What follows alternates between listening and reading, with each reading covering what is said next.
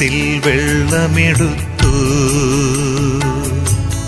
വെൺകച്ചയുമരയിൽ ചുറ്റി, മിശിഹാതൻ ശിഷ്യന്മാരുടെ പാദങ്ങൾ കഴുകി, പാദങ്ങൾ കഴുകി.